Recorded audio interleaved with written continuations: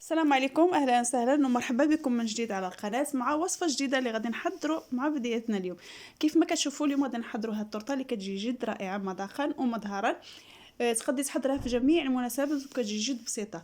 ولا عجبتكم هاد التورته هذه ما تنسوش لي اللايك لهذا الفيديو باش هكا كدعموا لي الفيديو كيتشاف اكثر على اليوتيوب. ولا بغيتوا تعرفوا على المقادير بقاو معنا وندوزوا المقادير وطريقه التحضير. غادي نحتاجوا لها كيف ما كتشوفوا جوج بيضات. غادي نضيفوا عليهم 100 غرام ديال السكر، كاس الا ربع ديال السكر. غادي نخلطوهم جيدا.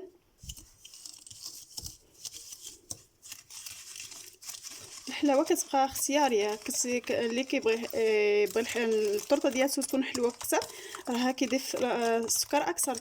كنتي كتبغي الحلو معتدل كتضيفي من 80 حتى من 70 حتى 80 غرام ديال السكر. كيبقى السكر الحلاوه كتبقى اختياريه على حسب كل واحد. كنخلطو جيدا. من بعد كنضيفو كاس الا ربع ديال الزيت، ما يعادل 100 غرام كذلك ديال الزيت. وغادي نخدمو هذا الخليط حتى كنحصلوا على كريمه. غادي نضيفو واحد قبيصه الملح باش نعدلو هكا الذوق. وغادي نخلطو نبقاو نخلطو جيدا. هاد الطرطه كتجي جد رائعه بالنكهه ديال القهوه اللي غادي نضيفو ليها. كنبقاو نستمروا بهكا بالتخلاط حتى كنحصلوا على كريم. كما كتشوفوا هنايا كنبقاو نخلطوا كنحصلوا على هذا الشكل. هذا الخليط ديالنا كيصبح على هذا الشكل. غادي ناخذوا القهوه ديالنا كيف ما قلت لكم. القهوه تكون معصره، الا ما كانش عندكم معصره غادي تستعملوا نيسكافي. هذيك القهوه سريعه الذوبان وغادي نستعملوها كيف ما كتشوفوا هنايا. غادي ناخذوها غادي نفروها في الكاس.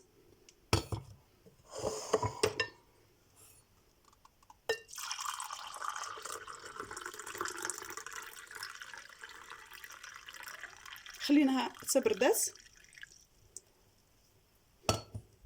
غادي ناخذوها وناخذوا الطرطه ديالنا اولا الخليط ديال الطرطه. غادي نبداو نضيفو تدريجيا وحنا كنخلطو.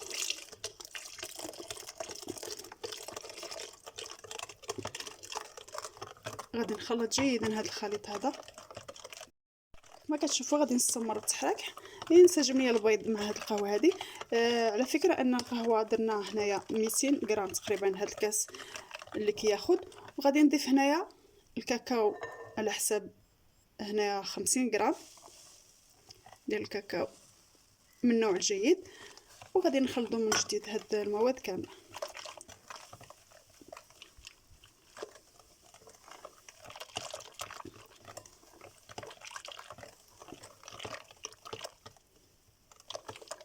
نستمروا حنايا في التحريك حتى كتنسجم لينا الكاكاو مع القهوه مع الخليط المواد اللي استعملنا في الاول.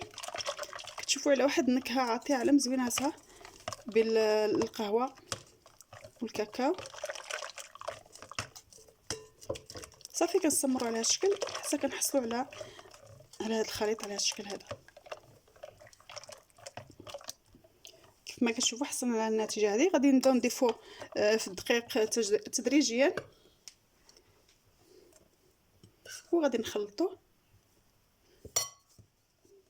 نستمروا على هذا الشكل هذا. كنضيفوا الدقيق وكنخلطوه حتى كنشوفوا الكميه اللي غادي نحتاجوها في الدقيق.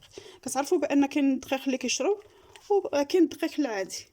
حنا غادي نشوفوا الكميه على القوام اللي غادي بغينا نحصلوا عليه.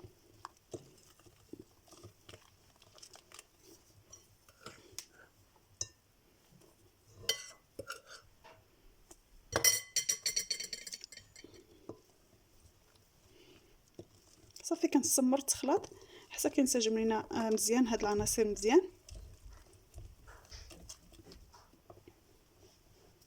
غادي نضيفوا هاد الكميه اللي باقا لينا.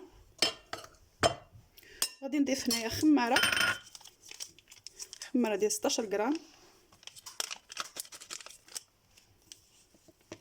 صافي غادي نستمروا حتى كنحصلوا على الخليط اللي باغي. لكن خاصنا نخلطوا جيدا.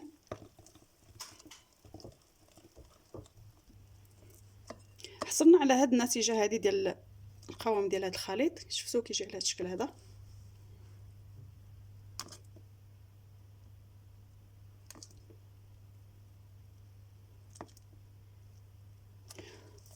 صافي كناخذوه كندوزو ناخذوا المول اللي غادي ندخلوه به، غادي نصبوا فيه هذا، نفرغوا فيه هذا الخليط هذا. غادي ندهنوه بالزبده، غادي نرشوه بالدقيق باش نفرغوا فيه الخليط ديالنا. غادي ناخذ هذا على جنب.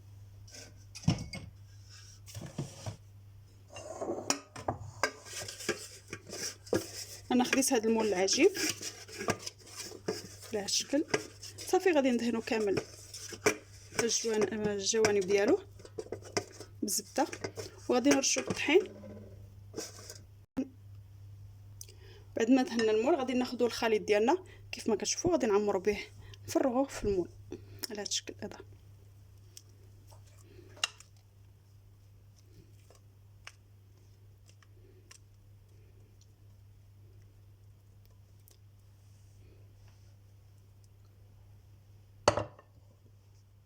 كيف ما كتشوفوا هو العجين ديالنا واجد. غادي نبقى لينا ندخلو الفرن على درجه حراره 180 حتى كيطيب، وغادي نخرجوه. هنا غادي ندوزو نحضروا الكريمه اللي غادي نرافقوها لهاد الطرطه ديالنا. غادي ناخذوا هنا نص لتر ديال الحليب، ما يعادل 500 غرام. 500 غرام ديال الحليب. هنا كنضيف واحد جوج معالق 3 معالق ديال السكر. هنا كتبقى دائما كيف ما كنقول الحلاوه كتبقى اختياري. غنضيف 3 معالق ديال السكر. غادي نضيفوا عليهم واحد 25 غرام ديال بودره اولا ساشي ديال الشوكولات اللي كندير بها الشوكولاته كالده، فيها 25 غرام. غادي نضيف واحد 2 معالق تقريبا عامرين مزيان ديال النشا او مايزينا على الشكل هذا.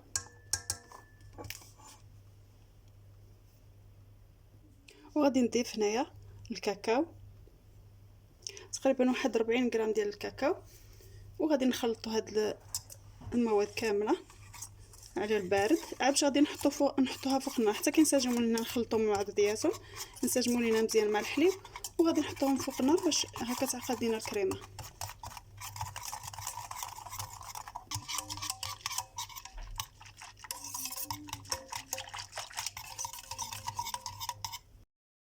هذه هي الكريمه اللي حصلنا عليها بعد ما عقدت لنا.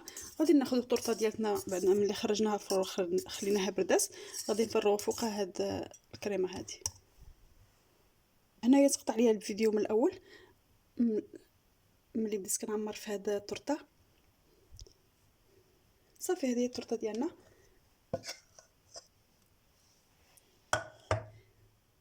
غادي نقادو فوقها هاد الكريمه على هذا الشكل هذا.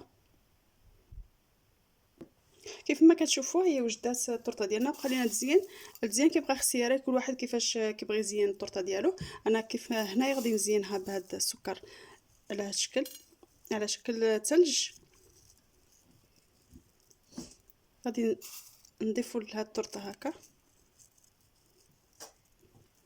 وانتم لكم الاختيار، كل واحد يزين الطرطه بالطريقه اللي بغا.